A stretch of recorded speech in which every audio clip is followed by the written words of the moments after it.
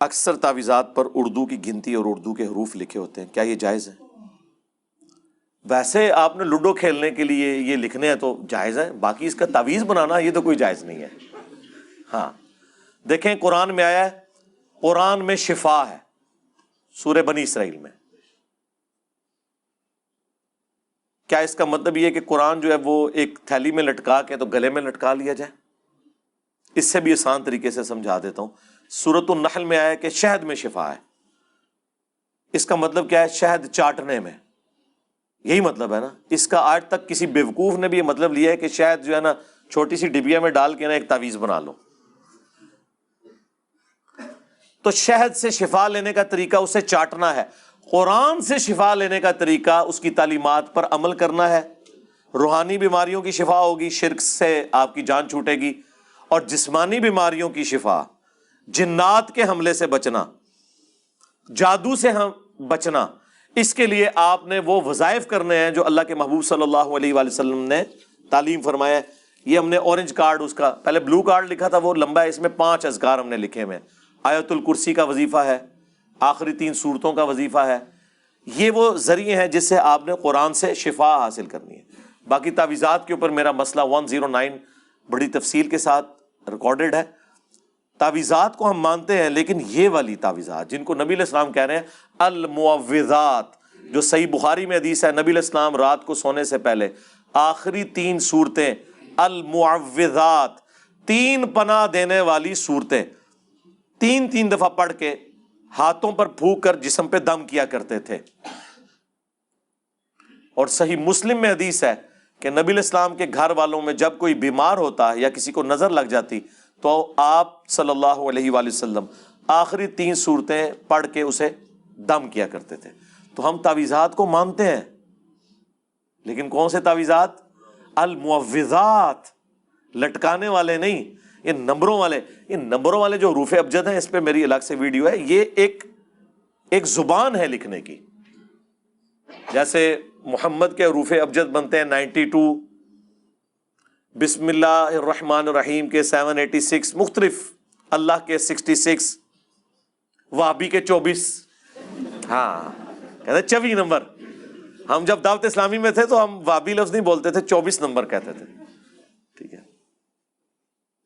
تو بعد میں جب یہ بات آئی نا کہ جی ہمیں 24 گھنٹے کی زندگی قرآن و سنت کے مطابق گزارنی چاہیے، تو وہاں پہ بعض لوگوں نے مدنی اعتراض کر دیا۔ جیسے نبی علیہ السلام کبھی کہتے تھے نا کہ وہ یہودی 10 محرم کا روزہ رکھتے ہیں، تو صحابہ نے کہا کہ یہ تو یہودیوں کی ایک قسم کی مماثلت ہو جائے گی، تو نبی نے فرمایا صلی اللہ علیہ وآلہ وسلم آپ 9 کا بھی ساتھ رکھ لو۔ تو یہ لوگ پتہ جب ادھر ہوا نا کہ 24، تو اگر آپ کہیں گے 24 گھنٹے کی زندگی قرآن و سنت کے مطابق گزاریں، یہ تو وابی زندگی ہو جائے گی، تو انہوں نے کہا آپ ڈبل 12 کہہ لیا کرو تاکہ 12ویں کی نسبت۔ یار یہ میں آپ کو ریئل ٹائم ڈیٹا بتا رہا ہوں، ڈبل 12۔ الیاس قادری صاحب کبھی نہیں بولیں گے 24 گھنٹے کی زندگی، ڈبل 12۔ ہاں جب آپ کی پستی کا لیول یہ ہو کہ آپ ڈیجٹس کے اندر الجھے ہوئے ہوں۔ آپ میں اور غیر مسلموں میں کیا فرق ہے؟ وہ کہتے ہیں 13 نمبر جو ہے ان لکی ہے، ٹھیک ہے، اور آپ کہتے ہیں جی 12 نمبر لکی ہے، ٹھیک ہے۔ وہ سارے ہی اللہ کے نمبر ہیں بھائی، الحمدللہ۔ علی بھائی ہم سنتے ہیں کہ کسی نہ کسی کو تعویذ کروایا گیا ہے، جادو کروایا گیا ہے۔ جی پاکستان میں جتنے بے روزگار ہیں نا ان کے اوپر جادو ہوا ہوا ہے، جتنے آرڈر آمنے انہوں نے تعویذ ہوئے نے، ٹھیک ہے۔ اور تعویذ تو آپ کے ان بھائیوں کے اوپر ہوئے ہوئے ہیں جو باہر کے ملک سے آپ کو پاؤنڈ اور ڈالر بھیج رہے ہیں، کہ وہاں پہ وہ ڈبل روٹی سے ناشتہ کرتے ہیں اور آپ یہاں 12 بجے اٹھ کے نا مرغ چنے کھاتے ہیں جا کے، بغیر کمائی کے ان کے پیسوں کے اوپر۔ تو تعویذ تو ان کے اوپر ہوئے ہوئے ہیں کہ محنت بیچارے وہ کرتے ہیں، کھا رہے آپ کے اوپر کون سا تعویذ ہوا ہوا ہے؟ تو آٹھی سے موجہ لگی ہے نا، ٹھیک ہے۔ کیا ایسی کوئی روایت موجود ہے کہ نبی علیہ السلام اپنی قبر میں موجود ہیں، دنیا کے حالات کو دیکھ رہے ہیں؟ نہیں، کوئی ایسی روایت موجود نہیں ہے، اللہ معافی دے۔ یہ جن کا بھی کلیم ہے یہ ان کا ذاتی کلیم ہے، کوئی ایسی روایت موجود نہیں، کوئی ضعیف روایت بھی اس کے اوپر نہیں ہے کہ نبی علیہ السلام قبر مبارک میں بیٹھ کے تو اپنے سارے امتیوں کو دیکھ رہے ہیں۔ یہ کرالریز بناتے ہیں وہ، اور اس سے عقیدے ڈیڈکٹ کرتے ہیں. جو عقیدے اچھل اچھل کے قرآن و سنت سے نکل رہے ہوتے ہیں نا وہ ڈیڈکٹ نہیں کرتے. بخاری اور مسلم دونوں میں حدیث ہے 70 صحابہ کو دھوکے سے شہید کر دیا چند لوگوں نے. حضور سے تو وہ جھوٹا بہانہ کر کے لے گئے کہ ہم نے اسلام قبول کیا تو ہمیں آپ اپنے بہترین افراد دیں، وہ ہمیں دین سکھائیں. نبی علیہ السلام نے اپنے جانثار 70 قرآن کے قاری ان کو دیے. پہلی تو بات حضور کو پتہ ہی نہیں تھا کہ وہ قتل کر دیں گے ان کو، ورنہ حضور دیتے. تو علم الغیب کا عقیدہ بھی فارغ. علم الغیب یہ ہے کہ جب اللہ بتائے گا، اللہ نے نہیں بتایا، نہیں پتہ چلا.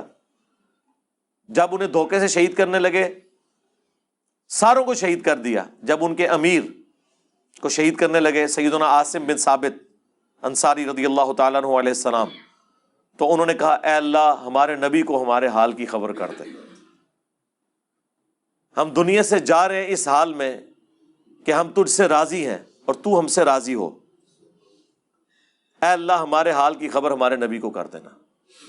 اور نبی علیہ السلام، بخاری کے الفاظ ہیں، نبی علیہ السلام کہتے ہیں مجھے جبرائیل نے ابھی خبر دی ہے کہ تمہارے ساتھیوں کو شہید کر دیا گیا، اور انہوں نے مرتے وقت اپنے رب کے حضور یہ دعا کی.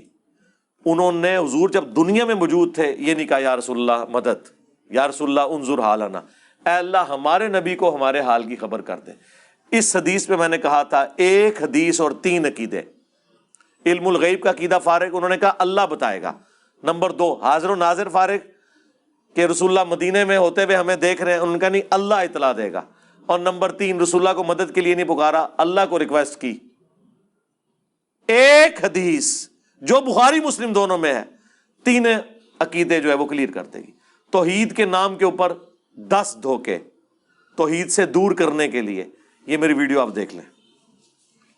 اکثر اپنے بڑوں سے سنتے ہیں کہ جس مسلمان کی وفات والے دن یا اس کے جنازے کے دوران بارش ہو وہ نیک آدمی ہوتا ہے. اسی بزرگ سے صرف یہ پوچھ لیں کہ اگر وہ دوسرے فرقے کا ہو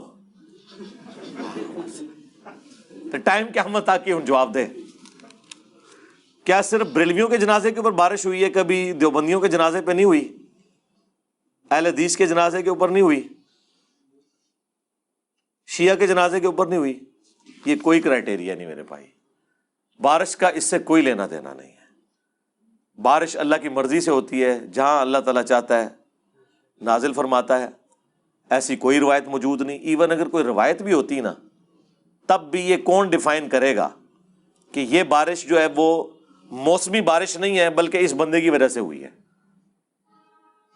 تو بعض لوگ کہیں گے جی اچانک ہوئی ہے. سرکار اکثر بارشیں اچانک ہی ہوتی ہیں. پنڈی اسلام آباد کے لوگوں سے ذرا پوچھیں، جس دن بھی زیادہ گرمی پڑتی ہے نا اچانک شام کے بعد بادل آتے ہیں بارش ہو جاتی ہے. کیوں جی؟ اس طرح ہی ہے نا. میں تو اتنے سال وہاں پہ گزارے ہیں، مجھے پتا ہے. یہ کوئی کرائٹیریا نہیں میرے بھائی، یہ جذباتی بات ہے. کلمہ کفر کے بارے میں مختصر سی وضاحت کر دیں جس کے بولنے سے مسلمان اسلام سے خارج ہوتا ہے.